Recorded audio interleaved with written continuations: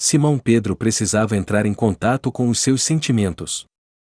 Sentado à beira da fogueira à margem do mar da Galileia, não estava participando como os outros, da alegria de ter Jesus de volta. Os outros discípulos estavam rindo, brincando, comendo, bebendo e provavelmente relembrando os bons momentos que tiveram com o seu mestre. Mas não era desse jeito com Pedro. Um remorso profundo bloqueava a sua garganta. Esgotamento físico, medo de ser preso, incerteza quanto ao futuro, ou a memória vergonhosa do que fizera na noite em que Jesus foi preso?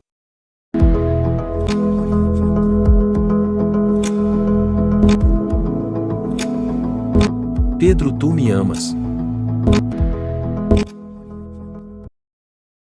Ele jamais iria apagar aquilo de sua mente. Aquele mar, os barcos, a rede, nada disso o deixariam esquecer.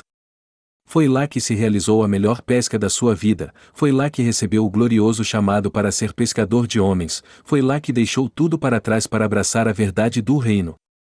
Toda aquela amargura tinha pelo menos um elemento a seu favor: ele sabia que Jesus havia ressuscitado, quando passava por seu drama pessoal. Mas o problema até agora só tinha aumentado. Ele não se sentia mais digno de ser discípulo de Jesus. Por isso voltou para Galileia. Voltou para tentar esquecer os 3 anos mais significativos de sua vida. Essa distância se manifestou ainda mais profundamente, quando Jesus quebrou o silêncio e perguntou: Você ainda me ama mais do que estes outros? Dá para imaginar o quanto essas palavras devem ter dilacerado o coração de Pedro. Ele havia se comprometido. Os outros podem abandoná-lo, mas eu não. Nada poderia ter tocado a ferida aberta de Pedro de modo mais doloroso do que esta pergunta. Você ainda me ama desse jeito? Pedro estava sofrendo demais para responder com palavras simples. Ele sabia como ninguém o que era ser indigno de ser amado por Jesus. Mas se ele não pode mais me amar, pelo menos como amigo poderia me aceitar? Novamente o silêncio se fez presente. Mas Jesus voltou à carga. Tu me amas realmente? Aí piorou tudo. Amar mais do que alguém que não ama muito é fácil, mas amar de verdade é bem mais complicado. O que Jesus está tentando fazer com ele? Isso trouxe à tona uma emoção ainda mais forte, e Pedro respondeu ainda temeroso: Tu sabes que eu sou teu amigo. Este texto é um dos mais traumáticos, e ao mesmo tempo um dos mais ternos da Bíblia toda. É o drama da reintegração de Simão Pedro. Em vez de mandar Pedro repensar a sua vida, ver onde tinha falhado, e se afogar em arrependimentos, Jesus lhe dá uma nova tarefa. Apacenta as minhas ovelhas. Jesus tinha planos magníficos para aquele homem. Ele nunca vacilou na sua estratégia de construir a sua igreja sobre o modo de ser de Simão Pedro. Ele vem a cada um de nós para fazer conosco, o que fez com Pedro, introduzir o discípulo dentro de si mesmo. O que aconteceu àquele homem precisa acontecer a cada um de nós. Este é o Evangelho em miniatura. Revela a fonte de poder, de amor e de gozo na vida cristã.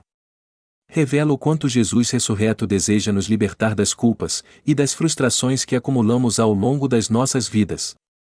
A mensagem central do texto é a seguinte: o amor de Deus nunca falha, por mais que nós falhemos.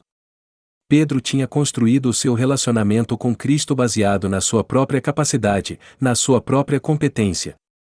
Foi exatamente por isso que sofreu mais o impacto desse diálogo, do que a sua negação no Getsemane.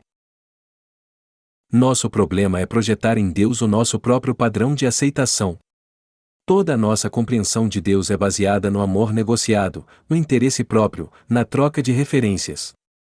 Neste padrão, Deus nos amará somente se formos corretos, se formos diligentes, se formos aceitáveis. Nós tentamos de todas as formas vivermos uma vida reta. Claro, por isso estamos na igreja. Por isso vamos ver 3 situações que podem nos ajudar nessa mudança de padrão de aceitação. O melhor da mensagem de Jesus é que ele sabia que não conseguiríamos amar a Deus com todas as nossas forças, com toda a nossa alma e com todo o nosso entendimento, por isso ele veio anunciar que o amor de Deus é dado gratuitamente a nós, antes mesmo de o pedirmos. Isso nos guia à segunda situação. Jesus deseja nos levar ao conhecimento de como nós realmente somos, apesar de sermos humanos, apesar de sermos fracos, apesar de sermos falhos. Isto significa que precisamos deixar que Ele penetre nas profundezas da nossa personalidade. Ele vem a cada um de nós para fazer conosco o que fez com Pedro, isto é, introduzir o discípulo dentro de si mesmo. O que nos leva à terceira situação. Aquilo que nós devemos fazer quando falhamos. O problema que nos acompanha é de nunca sabermos o que fazer quando falhamos. Nós sabemos onde Pedro falhou, quando negou Jesus 3 vezes. Nós sabemos o que Pedro fez, fugiu para Galiléia para esquecer. Sabemos julgá-lo pelo que ele fez, ele era mesmo um discípulo indigno. Mas nem sempre temos a coragem de confessar que não sabemos o que fazer quando nos sentimos como ele. Por isso precisamos aprender com Pedro o que é amar Jesus. Amar Jesus é permitir a Ele nos dar uma nova autoestima viável. Esse é o retrato que temos de nós mesmos? É essa a nossa autoestima viável? Amar os outros é permitir que eles nos amem. Isto significa permitir que conheçam as nossas dificuldades e habilidades. A vulnerabilidade é o meio mais dinâmico de comunicação. A mais poderosa arma que o discípulo de Jesus possui, não é a força ou a invulnerabilidade dos grandes vencedores, mas a fraqueza e a humildade dos que já fracassaram. É desse jeito que ele deve se deixar ser conhecido, principalmente aquele que foi chamado para ser pastor de ovelhas.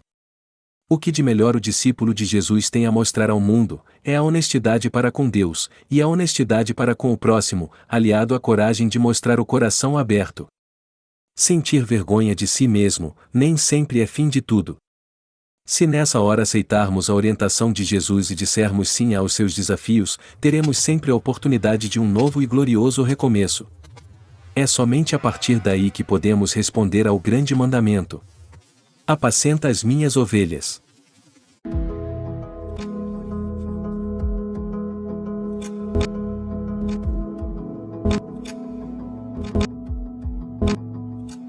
Você tem interesse em temas bíblicos polêmicos? Então este é o seu canal.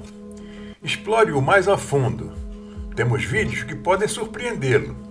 Agora, se esta mensagem foi uma bênção para você, curta, comente, inscreva-se e compartilhe.